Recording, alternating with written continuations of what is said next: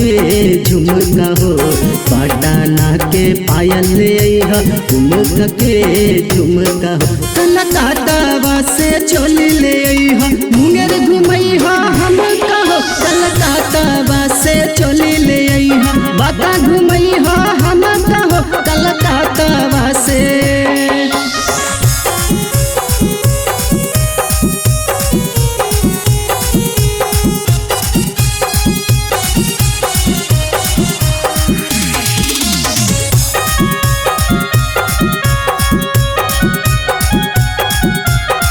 लाल लाल चूड़िया पिन्हबै लाल रंग के साड़िया, दोनों मिल जइबै पिया भागलपुर बाजारिया।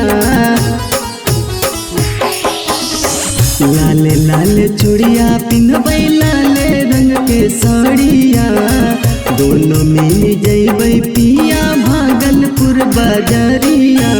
हाथम घड़ी किस्म जुड़ा हिल सैंडल हलका हो, हाथम घड़ी किस्म जुड़ा हिल सैंडल हलका हो। कलकत्ता से चोली ले अइहा मुंगेर घुमैहा हम कहो। कलकत्ता से चोली ले अइहा बाता घुमैहा हम कहो। कलकत्ता से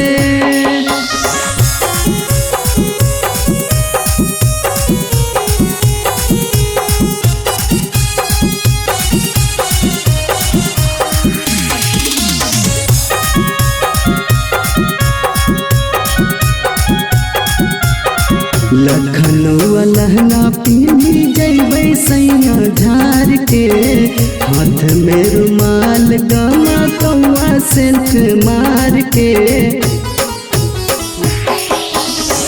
लखनऊ लहंगा पीनी जइबै सैया झार के, हाथ में रुमाल गमा कौआ सेंट मार के।